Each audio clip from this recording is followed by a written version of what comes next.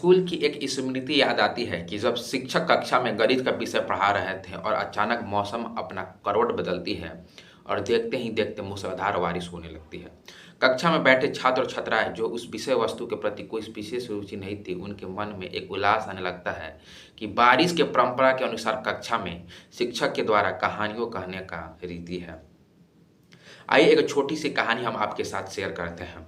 स्वागत है आपके टर्निंग पॉइंट में। और टर्निंग पॉइंट का ये एक नया एपिसोड है जिसका नाम है किताबनामा, जहाँ पर हम किताबों और किताबों के लेखक और उसकी रचनाओं के बारे में बात करेंगे।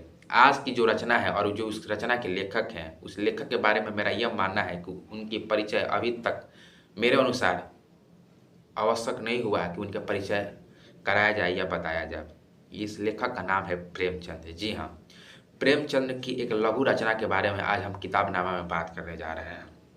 एक कल्पना कीजिए कि एक स्त्री प्रसव पीड़ा से, जिसको लेबर पेन या प्रेगनेंसी का पेन हो, वह जोर जोर से करा रही हो और उसका पति और ससुर बाहर बैठे कल्पना कर रहे हैं कि मरना है तो मर क्यों नहीं जाती, क्योंकि उनको विश्राम और निंद्रा की प्राप्ति हो।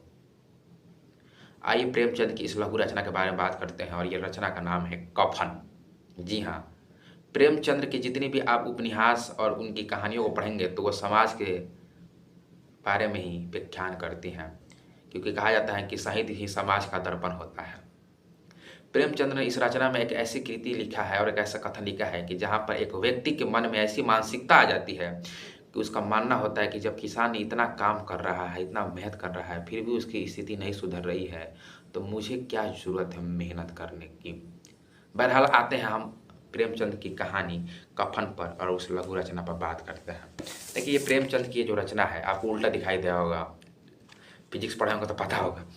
तो कफन है और ये एक लघु रचना है जिसको शॉर्ट स्टोरी के रूप में प्रेमचंद ने लिखा है। और समाज में कैसे एक आलस पिता, जो इसकी आलस, मुझे तो लगता है कि प्रेमचंद ने इस कहानी में जिस व्यक्तियों की जो चरित्र का वर्णन किया है, उनको लगता है कि आलस उनकी विरासत में मिली थी। और एक पिता अपना उम्र 60 साल ऐसे ही आलस्य में काट लेता है और उसका बेटा भी उन्हीं के चरणों के स्पर्श से चलता हुआ आगे बढ़ते जाता है। तो प्रेमचंद की जो रचना है कफन, उसके बारे में बात करते हैं। इसमें मुख्यतः 3 पात्र, जो ये कहानी है कफन, ये जो 3 पात्र हैं, इसी की कहानी इधर उधर घूमती रहती है। पहली जो पात्र है उसका नाम रहता है माधव, और माधव के पिता जो रहते हैं उनका नाम रहता है घीसू।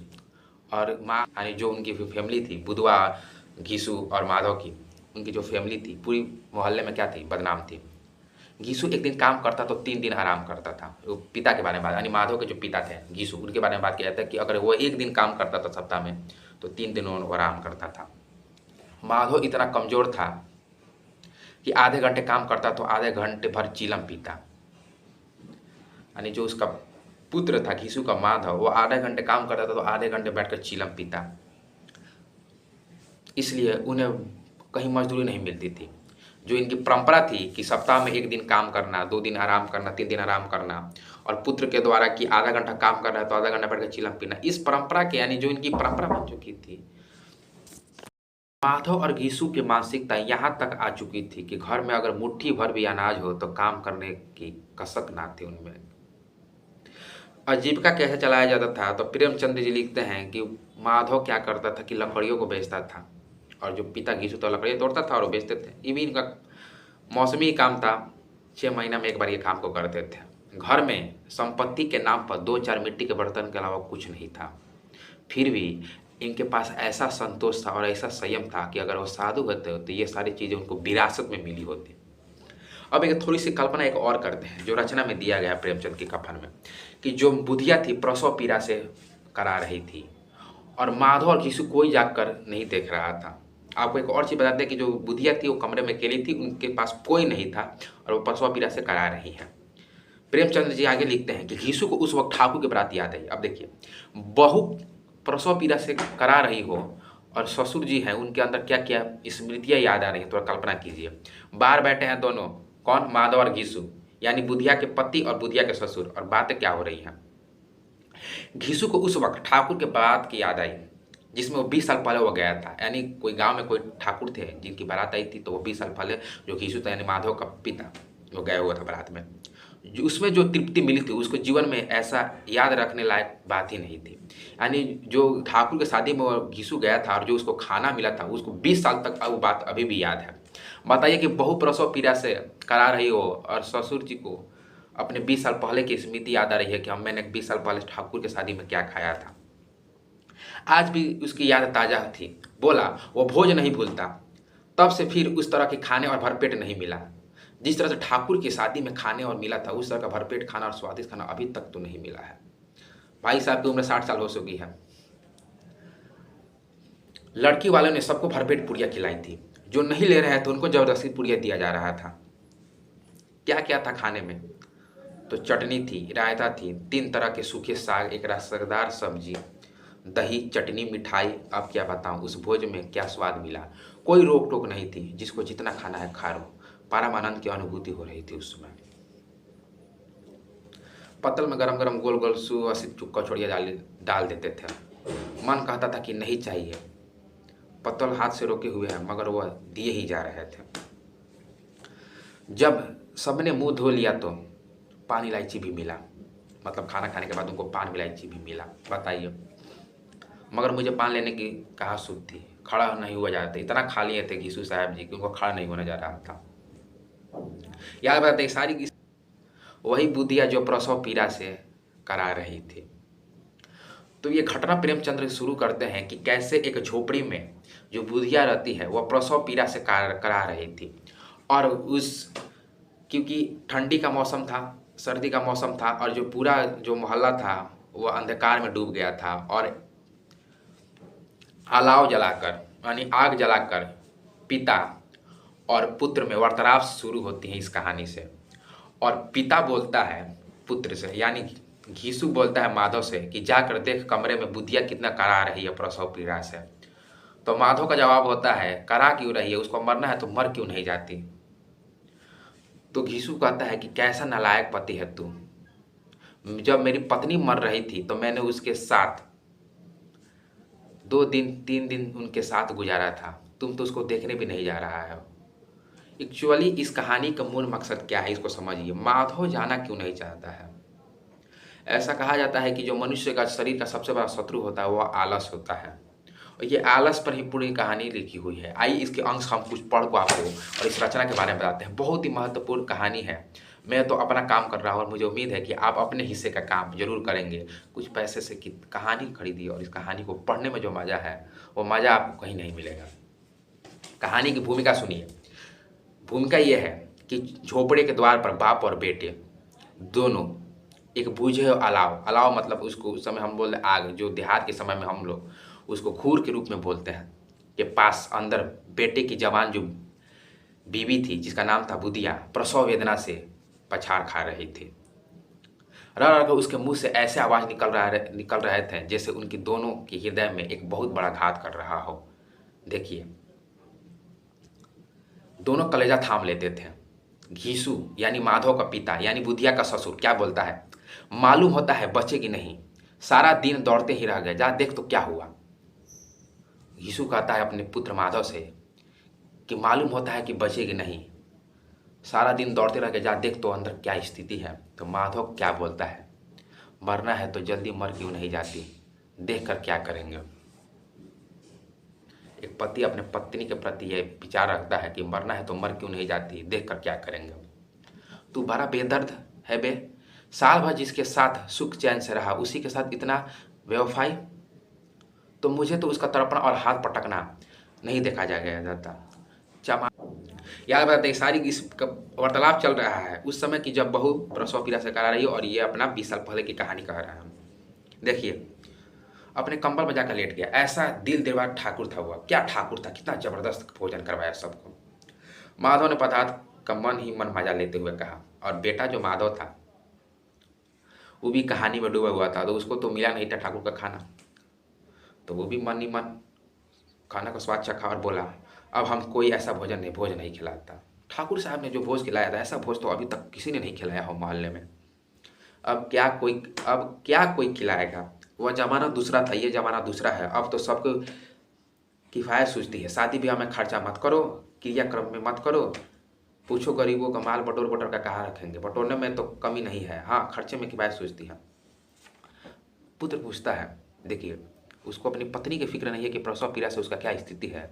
और वार्तालाप में पुत्र अपने पिता से पूछता है कि अच्छा आपने कितनी पूड़ियाँ खाई थी। तो घीसू कहता है खाई होंगी 20-21।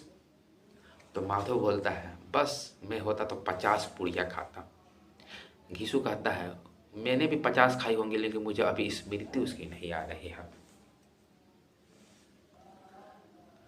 अब जो अलाव जल रहा था, यानी जो फिर से संरचना पर हम आते हैं कि जो जो कि झोपड़ी थी, तो झोपड़ी में बुढ़िया प्रसव पीड़ा से करा रही थी और बाहर जो अलाव जल रहा था, आग जल रहा था, वो दोनों अलाव के बीच बैठकर वार्तालाप कर रहे थे माधव और घीसू। उनको ये भी नहीं लग रहा था कि कमरे में झोपड़ी में जो बुधिया है उसके साथ जो स्थिति हो रही है उसके बारे में कुछ सुझाव की कुछ ऐसा किया जाए, कुछ स्थिति सुधार हो। वो अपने दूसरे काम में ही लगे हुए थे और वो आग में आलू और मटर डाले हुए थे जो भूज जा रहा था। फिर घीसू कहता है एक बार जाकर देख के आना कि बुधिया की स्थिति क्या है। माधव बोलता है तुम क्यों नहीं जाते। वो बोलता है कि तुमको पता है मैं उसका ससुर हूँ, अगर मैं जाऊँगा तो किस स्थिति में होगी वह, सही से दर्द को भी नहीं व्यक्त कर सकेगी। माधव क्यों नहीं जाता है, इसलिए नहीं जाता है कि उसको लगता है कि अगर मैं अपने पत्नी को देखने जाऊंगा कि उसकी स्थिति कैसी है, इसी बीच जो मेरे पिता घीसू है ये आलू और मटर आग से निकाल कर खा जाएंगे। लेखक की रचना पर कल्पना कीजिए आप। फिर रात अपने अंतिम पड़ाव में पड़ती है और दोनों आलू और मटर खाते हैं और पानी पीते हैं और सो जाते हैं। सुबह होती है, बुधिया की जो करा की आवाज़ आई थी वो रोक चुकी थी और दोनों घीसू और माधव झोपड़ी में जाते हैं अंदर और देखते हैं कि बुधिया मर चुकी है और मरने के जो उसका पुत्र था वही भी मर चुका है, मर चुकी है और मरने के जो उसका पुत्र था वही भी मर चुका है और पूरा जो उसका शरीर है खूनों से लथपथ है। मरने के बाद की जो स्थिति होती है कि इंसान को अंतिम संस्कार के लिए लाया जाता है और हिंदू सनातन परंपरा के अनुसार कफन की जरूरत होती है। अब आपको मालूम होगा कि प्रेमचंद ने ये कहानी का जो नामकरण है लघु रचना, उसका नाम कफन क्यों रखा। मोहल्ले में जो एक जमींदार थे, घीसू अक्सर उनके पास मदद के लिए जाया करता था। जमींदार को भी मालूम था कि जो घीसू है वो काम नहीं करता है, आलस्य ही का ही वो क्या है, निर्भु है यानी राजा है। उस जमींदार के पास जाता है और क्या बोलता है थोड़ी सोचिए आप। जमींदार साहब से कहता है कि हे साहब मेरी बहू मर चुकी है प्रसव पीड़ा से, पूरे रात दिन में हम लोग उसके साथ रहे, दवा दारू सब किया, फिर भी वह नहीं बची। कुछ पैसे दे देते उसका क्रियाक्रम हो जाता और कफन के भी पैसे दे देते।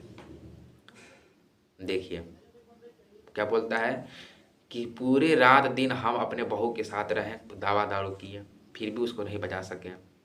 पैसे भी अब घर में नहीं है, कुछ आप पैसे देते तो इसका क्रियाक्रम भी किया जा सका। जमींदार को ये बात मालूम होती है कि दोनों झूठ बोल रहे हैं, फिर भी अपने परंपरा के अनुसार वह 2 पैसे उसको दे देता है। 2 पैसे देता है फेंक कर और बोलता है कि भाग जा, मेरे द्वार पर फिर वापस मत आना। 2 पैसे वो लेके जाता है और बोलता है अपने माता जा तू लकड़ी का बंदोबस्त कर, मैं कफन का जा रहा हूँ बाजार चलाने, यानी जो बाजार होता है उसमें कफन जाता है खरीदने के लिए। तो लकड़ी का तो ये हो जाता है, लेकिन जो कफन होता है, अब देखिए आगे कहानी क्या होती है। जो कफन होता है तो बाजार में दोनों जाते हैं, कौन, माधव और घीसू।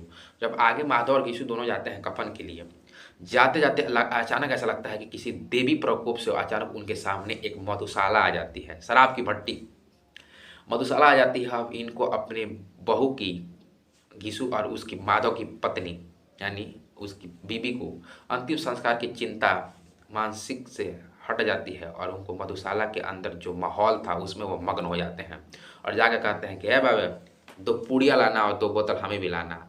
किस पैसे आए कहाँ से, वो पैसे आए थे कफन के पैसे से जो जमींदार इनको दिया था। और क्या बोलते हैं, जब बोतल आती है दोनों खाते हैं, कलेजियाँ आती हैं, पूड़ियाँ आती हैं और खाने के बीच वार्तालाप फिर शुरू होता है। वार्तालाप की झलक मैं आपको पढ़कर सुनाता हूँ, सोचिए कितना। वो बोलता है